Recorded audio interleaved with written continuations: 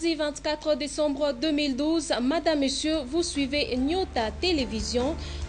Les infrastructures de la province du Katanga sont en train de subir des travaux de réhabilitation. Cas illustratif, la réfection de l'IM Kamalondo. À ce jour, c'est tout à fait une autre image qui présente cette bâtisse. L'actualité, c'est aussi les festivités de fin d'année à travers le monde. Au cours de cette édition du journal, nous allons faire un coup d'œil sur la culture des présentations de vœux.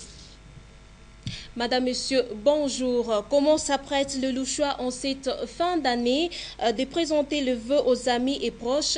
Les vendeurs des cartes de vœux se plaignent du non-écoulement de leurs marchandises. Suivez cet élément de reportage pour plus de précision.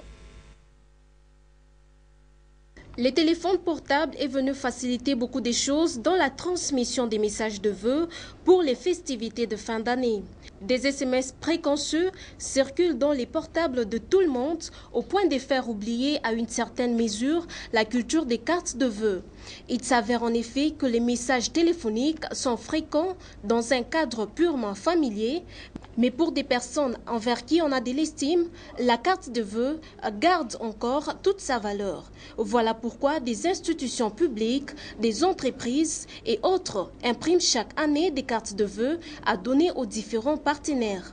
Normalement, j'utilise les deux voies, texto et remise de cartes. Mais pour les plus intimes, j'ai fait la remise des cartes. Mais pour les moins intimes ou les très éloignés, je le fais par le texto, par voie de téléphone. Les paroles s'envolent et les écrits restent, mais les écrits sur téléphone s'envolent aussi, étant donné que chaque usager vide de temps à autre sa boîte de réception. Et sur une carte, les messages de vœux gardent son sens effectif et mémorable. Et les étudiants, élèves des humanités et même ceux de primaire sont en pleine vacances de Noël et plusieurs d'entre eux s'adonnent à beaucoup d'occupations pour tuer leur temps. À la Katuba, à la Kamalondo et même à la Kenya, ces jeunes vacanciers sont quant à eux encadrés au centre des jeunes de Lubumbashi où ils sont pris en charge en toute quiétude et sécurité. Pour plus de détails, suivez cet élément de reportage avec Fonfon Piana et Jean-Claude Mbal. Les vacances de Noël est une période de repos intellectuel pour les écoliers après 3 mois d'études. Pendant ce temps, les vacanciers cherchent plusieurs occupations dans leur famille ou à travers leurs communes respectives pour tuer le temps. À Lubumbashi, le gouvernement provincial a déjà mis à leur disposition un cadre propice dans la commune de Katuba. Pendant les vacances, les jeunes sont abandonnés à eux-mêmes. Ils n'ont pas d'occupation principale alors qu'ils sont principalement occupés par les études. Et lorsque les études arrêtent, ils sont libres et ils peuvent faire des choses qui ne sont pas très bonnes. C'est ainsi que le gouvernement a pensé qu'il était important que l'on construise une structure appropriée aux jeunes, une structure d'encadrement qui permettrait aux jeunes, pendant qu'ils sont libres, de venir se divertir, de venir être informés, de venir être formés, d'avoir des divertissements sains. C'est ça qui justifie la présence des jeunes ici. Pour appuyer cette initiative, les travaux de validation et adoption des documents juridiques pouvant aider un bon fonctionnement de ce centre de jeunes sont en train d'être analysés. Ça fait plus d'une année que le centre des jeunes fonctionne. On a fêté notre anniversaire au mois d'août et le centre a fonctionné sans un document qui pouvait le régir, sans un document qui pouvait définir les relations entre d'abord les membres du comité de gestion eux-mêmes, entre les membres du comité de gestion et le comité de pilotage, mais aussi entre les membres du comité de gestion et les jeunes même bénéficiaires qui viennent fréquenter les occupations. Qui dit qu'on doit payer lorsqu'on entre dans le cybercafé? Mais il faut qu'il y ait un document juridique qui réglemente cela. Voilà pourquoi il est important que nous ayons un règlement d'ordre intérieur. Ce règlement-là va régir les relations entre le comité de gestion et les jeunes qui viennent utiliser les services. Il y a plus d'une année que cette institution est opérationnelle. Les jeunes qui la fréquentent se disent ne pas être déçus. Et l'Institut d'enseignement médical des Kamalondo est en train d'être réfectionné sur financement du gouvernement provincial. À ces jours, ces bâtiments délaissés rêvaient petit à petit sa nouvelle robe. Les vitres sont remplacées, les murs rafraîchis et les chambres de l'internat refaites. Clarisse Chabola et Maurice Mazel. C'est un changement total après 3 mois de travaux de réhabilitation de l'Institut d'enseignement médical de la Kamalondo sous le financement du gouvernement provincial du Katanga. La toiture complètement placée sur la charpente, les murs rafraîchis, quelques salles déjà réhabilitées. Voilà comment se présente à ce jour le bâtiment de l'Institut d'enseignement médical de Kamalondo. Les ouvriers sont à l'œuvre afin de donner à ce bâtiment les normes pédagogiques requises. L'entrepreneur de son côté se démène pour tenir sa promesse afin de remettre à temps l'ouvrage.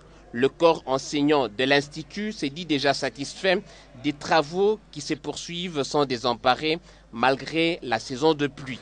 Signalons toutefois que d'ici le mois de mars 2013, l'ouvrage pourrait être remis par l'entrepreneur au gouvernement provincial que dirige de main de maître l'honorable Moïse Katumbi Chapwe.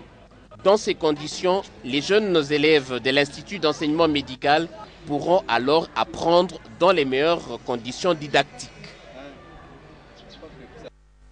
Et l'on signale à Kolwezi que les travaux de construction du collecteur dans la commune de Dilala sont à l'arrêt alors que c'était initié pour lutter contre les érosions qui avaient détruit l'année dernière plusieurs maisons. Consolat Kanja, Michel Olela pour plus de détails. Débutés depuis le mois de juin 2012, les travaux de construction du collecteur de 2000 mètres au quartier Kasulo dans la commune de Dilala, dans la ville minière de Kolwezi, évoluent à pas de tortue. Pourtant, les autorités avaient pris l'initiative de créer ce collecteur pour protéger les maisons longeant le canal, vu que l'année dernière, plusieurs maisons avaient été emportées par les érosions. Mais actuellement, les travaux sur le canal ont été interrompus par manque de ciment et autres matériaux. Conséquence, le collecteur qui est entièrement construit en moellon a vu une partie emportée par la pluie sur les 50 mètres déjà amorcés.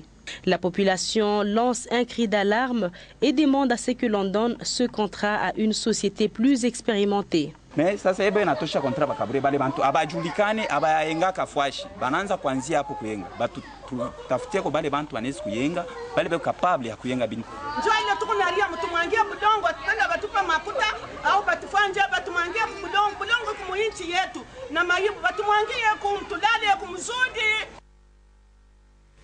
Et d'associer la population louchoise à protéger les jeunes plantes les longs de route. À l'occasion de la journée de l'arbre, les projets de reboisement s'effectuent à la cité Caravia. Une équipe provinciale d'assainissement est déployée à travers les avenues et rues de cette cité pour apprêter de trous où seront enfouies ces jeunes plantes. Fonfon Piana et Maurice Mazel. Le réchauffement climatique qui défraye depuis un certain temps la chronique internationale ne laisse pas indifférents les autorités locales, en particulier celles de la capitale qui préfèrent, qui ne ménagent aucun effort pour inculquer à la population l'importance de l'arbre dans la vie de l'être humain. En son temps, le site Boalia, situé non loin du tunnel de l'entrée de la ville, était un projet pilote pour tester si les espèces sélectionnées pouvaient s'adapter facilement au climat de Lubumbashi. En effet, depuis le meilleur résultat escompté, l'autorité provinciale en charge de l'environnement vient d'étendre la mise en terre des jeunes plantes dans les différentes artères de la cité Caravia, dans la commune annexe. Il n'y a pas que Boalia sur la ville de Lubumbashi, il y a aussi le site Plateau Caravia, que l'autorité provinciale, le ministère de l'Environnement, dont vous venez de voir aux pépinières de la ville ou du ministère de l'Environnement, il y a déjà de jeunes plantules d'ici quelques jours ou quelques heures qui seront déployées sur l'étendue de la ville de Lubumbashi pour obtenir l'effectivité de la journée internationale de l'arbre. Ce projet récent a pour objectif faire participer la population à la prise en charge des jeunes plantes au devant de leurs parcelles. Pour appuyer cette action, la brigade d'assainissement a déployé quelques-uns de ces éléments qui entretiennent la pépinière, qui est une réserve stratégique où l'on cultive les différentes espèces des arbres sélectionnés. Et avant de clore cette édition du journal, depuis un certain temps, l'on constate la présence remarquable des pasteurs ambulants. Louchoises et louchoises se posent des questions sur les motivations de ces hommes de Dieu qui opèrent sur différentes artères du centre-ville. Tentative de réponse dans ce reportage de Tatiana Ndila, Félix Kalombo, rendu ici par Edouard Kango. Souvent vers la fin de l'année que les phénomènes pasteurs ambulants s'observent à Lubumbashi.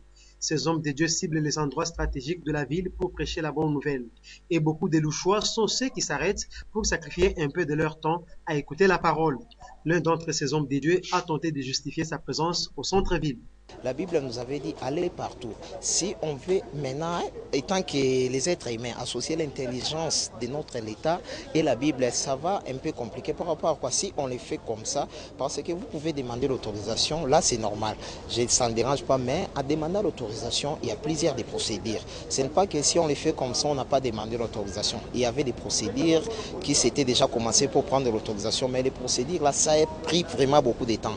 C'est pour cela qu'on avait vu, en attendant d'attendre la réponse, on peut commencer déjà à évangéliser. On rentre dans l'évangile. L'évangile, maman, n'a pas de frontières. L'évangile, il faut que ça soit propagé partout. Normalement, moi, étant qu'un homme dédié, même s'il y a l'État, ça ne dérange pas. Mais il peut nous faciliter aussi, nous, les hommes dédiés. Beaucoup de gens aujourd'hui en ville, si on prêche, l'intention des gens, la première des choses est que les pasteurs là cherchent de l'argent, ils n'ont pas des églises. C'est ça la cause. Et souvent, c'est durant les heures de service que ces hommes de Dieu mobilisent des personnes, créant par moments des embouteillages et troublant aussi parfois l'ordre public. Aussi toujours est-il que ces pasteurs ambulants n'ont pas d'église où ils évoluent. Les pasteurs évoluant dans des églises avec adresse physique ont également émis leur point de vue sur le phénomène pasteur ambulant.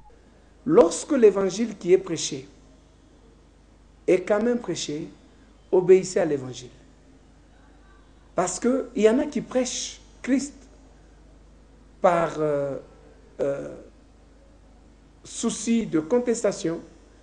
Il y en a qui le prêchent pour les besoins du ventre. Il y en a qui le prêchent parce qu'ils sont appelés par Christ réellement pour prêcher l'évangile.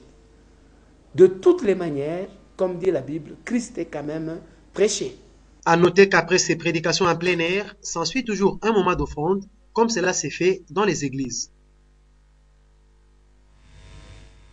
Madame, Monsieur, c'est la fin de cette édition du journal. Le rappel des titres. Les infrastructures de la province du Katanga sont en train de subir des travaux de réhabilitation. Cas illustratif, la réfection des fonds en comble du bâtiment de l'IM Kamalondo. À ce jour, c'est tout à fait une autre image qui présente cette bâtisse. L'actualité, c'était aussi les festivités de fin d'année à travers le monde. Au cours de cette édition du journal, nous avions fait un coup d'œil sur la culture des présentations des vœux.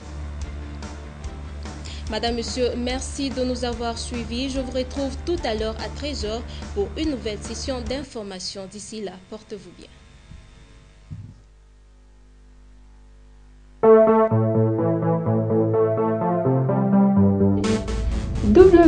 www.nyota.net, le Katanga vers le monde.